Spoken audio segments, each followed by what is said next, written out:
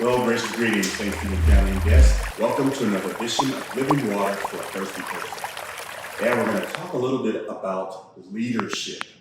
Looking forward to having that discussion here over the next couple of weeks. We are here at St. Stephen Missionary Baptist Church in our conference room, which could be looked upon as a board room or a place where business gets done, even out in the corporate world. Sitting at the head of the table, what some leaders would do as well. And so we're trying to convey a thought here. And what is that thought? Is everyone a leader? And is everyone a follower? Something to think through. I want to read from a passage in Matthew, the 20th chapter. I want to start at the 25th verse. And it says, "But Jesus called them unto him and said, You know that the princes of the Gentiles exercise dominion over them." And that's just basically saying kings and princes and queens and princesses rule over those that are the commoners. And then he says, "And they that are great exercise authority upon them." So basically, there's a greater than and there is a lesser than. There is a hierarchical structure in society, is what Jesus was sharing with them. Verse 26 says, "But it shall not be so among you. But whosoever will be great among you, let him be your minister or your servant. And whosoever will be chief among you, let him be your servant." Then it adds in this last piece of this verse, verse 28, it says, "Even as the Son of Man came not to be ministered unto, but to minister and to give his life a ransom for many." And so if you hear that at the end, verse 28, Jesus Christ himself, being God, who just put on this flesh, not for himself, but for us, that we can have our ransom paid so that we can have a right to the tree of life once again through the blood of the Lamb, that Lamb of God being Jesus Christ himself. All the power that he has, all the authority that he has, he still himself said, "I did not come here to be served, but I came here to serve. I did not come here for slaves to, in essence, slave unto me, but I came to be a slave unto even the slaves." And that's some serious word. So I would venture to say that initial question that we asked, is everyone a leader? I would venture to say yes. Is everyone a follower? I would venture to say yes. Now, with that being said, what is that really portraying? What is that putting before us? There's so much to be talked about in leadership. We go all the way back to our childhood. You remember leadership was really, it had to be with that line, right? Have you ever been the line leader? Line leader, that was a big time. But for there to be a line leader, there had to be what? There had to be a follower. Yeah, and so there was also followers, but there were line leaders. So what is leader? Well, it could be that person at the beginning of the line. A leader is someone that is first, right? All those things can be true. A leader is visionary. I'm not just saying the attributes of a leader, really saying what leaders do. They should be visionary. They should also be a guide, right? All those things wrapped up inside of leadership. Bunch of books on leadership. You can read on leadership all day. This one is by Paul Winslow and Norman Followwill, and Christ in Church Leadership is a book that you can have on leadership. Dr. Mark Croston, who is our revivalist here oftentimes, Big Results Leadership is another good book. Eric Geiger and Kevin Peck, they have Designed to Lead, the Church and Leadership Development. There are tools and resources that go on and on about leadership. But when you really boil it down, what are you trying to do? Especially when you read this text here in Matthew 20 and verses 25 through 28.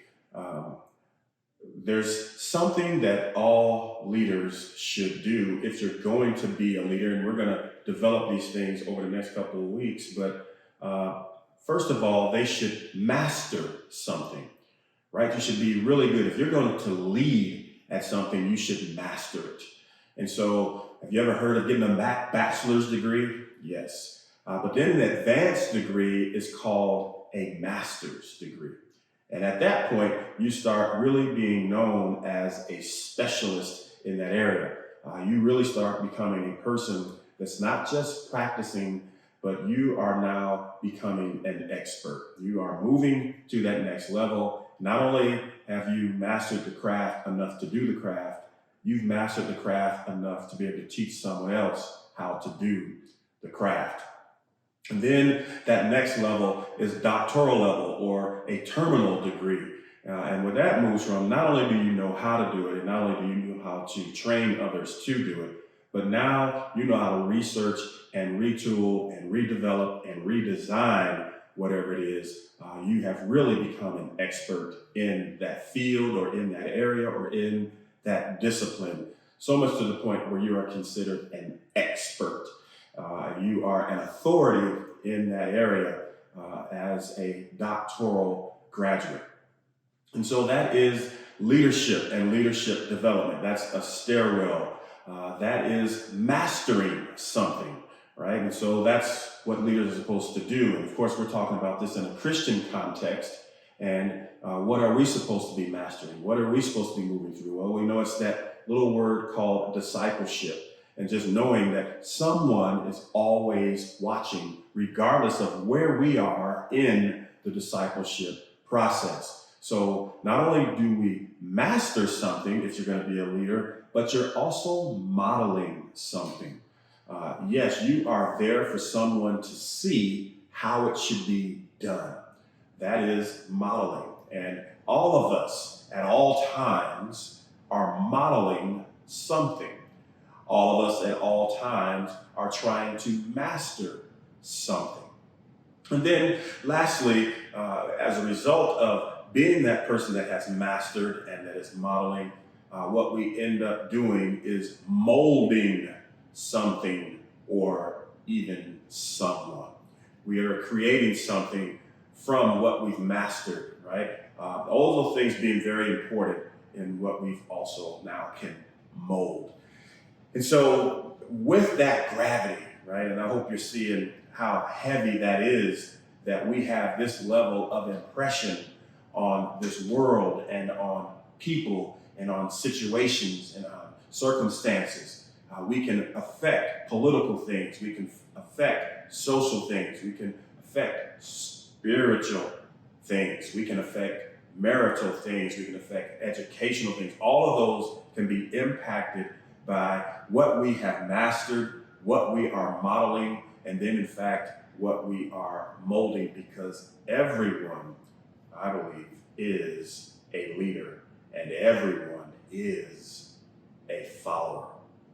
And so then becomes a responsibility, the word that we can hang on to, and what we'll develop a little bit more next week, is servant leadership. And I know in the corporate world, that's thrown out there times really as a catchphrase to just have leadership that is sensitive to the needs of those that work for the organization. But servant leadership is not just a catchphrase. It literally is a way of life that also trickles into the workplace.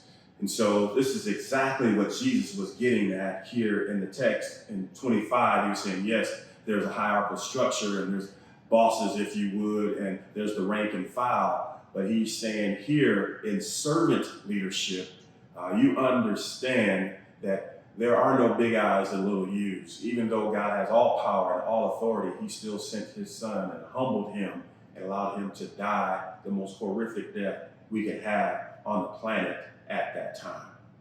Not only that, if you remember, Jesus Christ himself actually washed the disciples' feet, a task that was set aside for the lowliest one of the household. And so, yes, Jesus is that person that says, yes, I'm the pointy end of the Spirit. Yes, I'm the one first in line. Yes, I am the one that has the vision. I am the one that is the guide. But at the same time, I'm right here with you. And there's no big eyes and there's no little you. So even as the Son of Man came not to be ministered unto, but to minister and to give his life a ransom for many. A lot of people will come and sit here at the head of the table and kind of pound on the table that I am the boss, I am in charge, and lord over people, and condescend to people, and minimize people, and overlook those that have roles that they see as menial or small in nature or status. That is not servant leadership. Servant leadership understands the value not only of every role and every title, but of every person, knowing there is value in every single individual on this planet. So that's how we want to live out our servant leadership. And whether you are leading as a 2-year-old or a 98-year-old, having that servant leadership is what's so critically important. So like we say, next week we're going to delve into this a little bit further and add in a little bit more about servant leadership and how we actually do that and what are some of the characteristics. Well, continue to make God proud and all say, think.